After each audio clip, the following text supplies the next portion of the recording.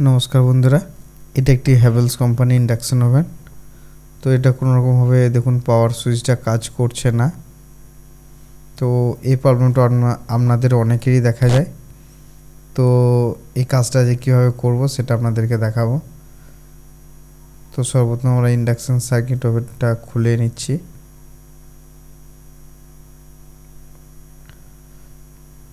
তো এই প্রবলেমটা বেশিরভাগ এরকম ইন্ডাকশনের যে সার্কিট বোর্ডগুলো থাকে এগুলোর মধ্যে বেশিরভাগ দেখা যায়।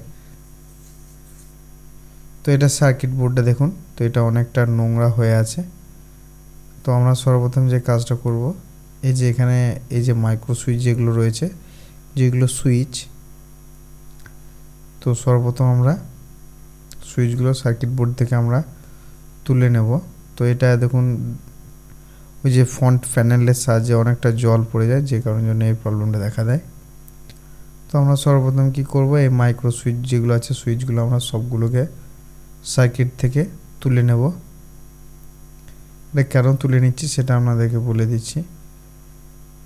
এই যে সার্কিট বোর্ডটা যেটা দেখতে পাচ্ছেন, এটা প্রচণ্ড পরিমাণে নোংরা লেগে আছে। এটা আমরা ক্লিন করব, একদম সম্পূর্ণভাবে পরিষ্কার করে নেব।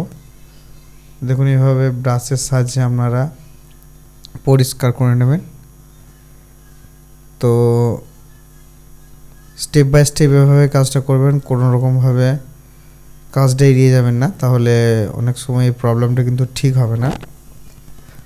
তো সম্পূর্ণ ভালোভাবে এটা ক্লিন করতে হবে, স্টেপ বাই স্টেপ এভাবে ক্লিন করে নেবেন আপনারা।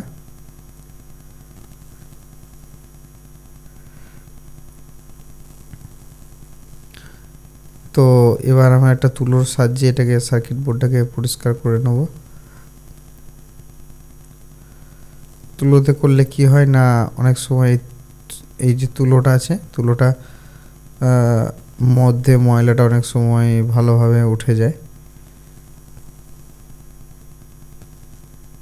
তো দেখুন এটা পরিষ্কার অনেকটা হয়ে গেছে। এবার আমরা নতুন মাইক্রো সুইচ ইউজ করে নিচ্ছি। আপনারা পুরাতন মাইক্রো সুইচগুলো বসাতে পারেন, কোনো অসুবিধা হবে না। তো আমি এখানে নতুন মাইক্রো সুইচ লাগিয়ে নিচ্ছি, কারণ হচ্ছে এটা কাস্টমার বলেছে যাতে আমার সব সুইচগুলো কাজ করে, সেই কারণের জন্য আমি এখানের মধ্যে নতুন মাইক্রো সুইচ বসিয়ে নিচ্ছি। আপনারা পুরাতন মাইক্রো সুইচগুলো বসাতে পারেন। তো আমি এখানে নতুন ইউজ করে নিচ্ছি। তো দেখুন আমার এটা কমপ্লিট হয়ে গেছে। তো এবার আমরা এটাকে, এই যে পেপারটা আছে দেখুন, এই পেপারটাকে আমরা ভালোভাবে পরিষ্কার করে নেব।